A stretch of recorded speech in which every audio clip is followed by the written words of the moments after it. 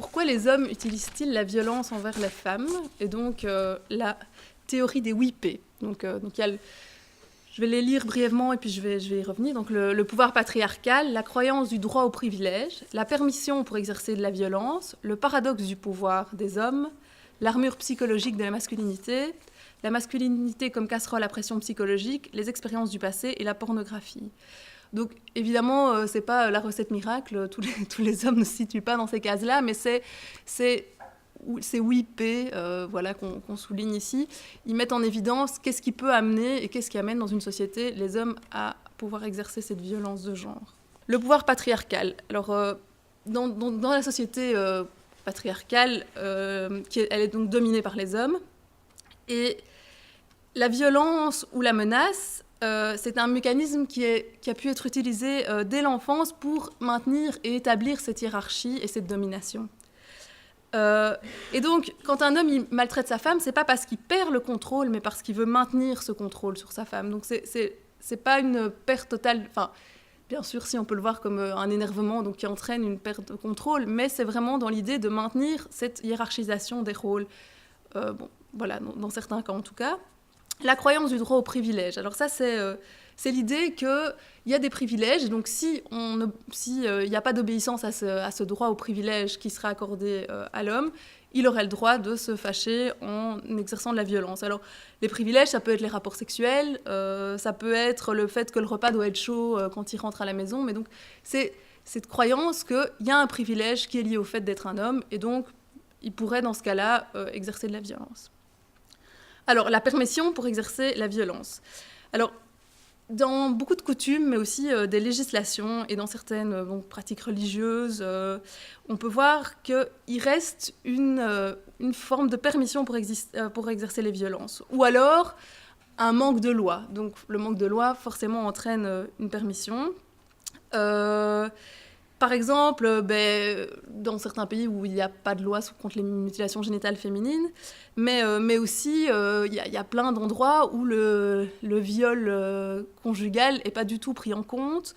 Donc voilà, toutes ces lois, ou alors on a vu aussi beaucoup de cas, on a beaucoup parlé de cas de lapidation, parce que par exemple, une femme avait trompé son mari, et donc voilà, tout ce manque de législation qui permet cette violence et permet de rendre légitime la violence de genre, en fait, et de laisser le flou qui entraîne ça. Et donc, voilà, c'est une des causes aussi. Et alors, il y a le paradoxe du pouvoir des hommes. Mais donc, dans beaucoup de cas, la violence est devenue un moyen de compensation pour rétablir l'équilibre masculin et pour réaffirmer son identité. Donc ça se passe souvent quand un homme il sait pas accomplir le rôle qui est attendu. Par exemple, voilà, on reparlait des rôles productifs, reproductifs. Un homme qui pourrait pas accomplir son rôle productif, il pourrait se sentir en souffrance, se sentir hors de son rôle. Et donc, le fait d'exercer cette violence, c'est une façon de reprendre le contrôle et de réaffirmer sa position. Et donc, dans ce type de violence, on voit souvent qu'il y a la sélection d'une cible qui est une cible plus faible pour vraiment réaffirmer cette hiérarchie de violence. Alors, l'armure psychologique de la masculinité. Donc, c'est aussi la violence qui est exercée par un homme sur une femme, c'est aussi souvent lié à une structure de pensée qui est liée au fait que on est dans nos sociétés, on continue à penser qu'un homme, même si ça évolue, mais doit plus mettre ses émotions à distance, que voilà, une femme, ça va être normal qu'elle montre qu'elle est triste, qu'elle est stressée, mais pour un homme, l'émotion la plus valorisée, ça reste la colère. Et donc, quand on valorise cette émotion-là, si la colère est valorisée, forcément, la colère et la violence restent quelque chose qui est valorisé et une façon d'exprimer toutes ces émotions, vu que c'est le seul qui est valorisé. Mais pour donner un exemple, je veux dire, c'est quelque chose qu'on entend quand même régulièrement. On prend 2 bébés, une petite fille, un petit garçon. La petite fille, elle va pleurer. Souvent, ça va être « Oh, elle est triste ». Le petit garçon, il va pleurer. Ça va être « Oh, il est en colère ». Bon, voilà, la petite fille était peut-être en colère, le petit garçon était peut-être triste aussi. Mais donc voilà, c'est toujours cette valorisation de la colère comme une mise à distance des autres émotions. Alors, la masculinité comme casserole à pression psychologique.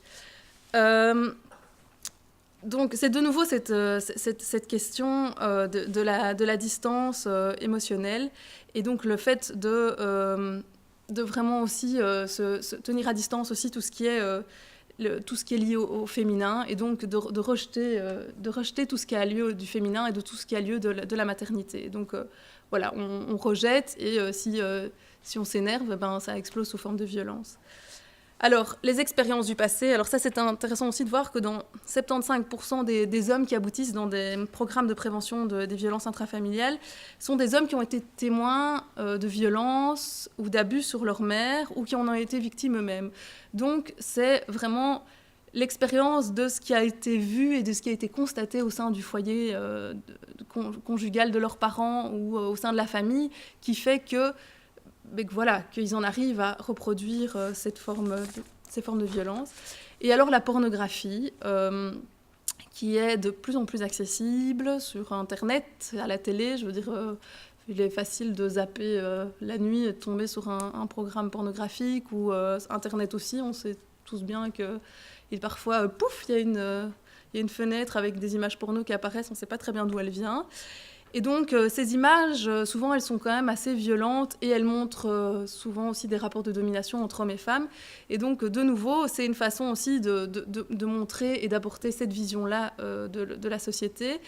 Et d'autant que pour beaucoup de jeunes garçons, c'est parfois les premières images et la première entrée en sexualité passe par ces images pornographiques. Donc voilà. Ça, c'est pour la théorie des WIP. Donc, les violences de genre à travers le cycle de la vie. Donc, il y en a vraiment à toutes les étapes, donc de la petite enfance à la vieillesse. Alors, pour la petite enfance, il y a les infanticides féminins, les abus émotionnels et physiques, l'accès différencié à la nourriture et aux soins médicaux pour les petites filles. Donc pour l'enfance, les mariages précoces, les mutilations génitales, les abus sexuels par des membres de la famille ou des étrangers, l'accès différencié à la nourriture et aux soins médicaux, la prostitution d'enfants. À l'adolescence, c'est le viol ou le viol marital, dans le cas où il y a déjà eu un mariage précoce, l'agression sexuelle, la prostitution, le trafic de femmes, les violences conjugales, les contraintes économiques au sexe, l'abus sexuel sur le lieu de travail et le mariage forcé.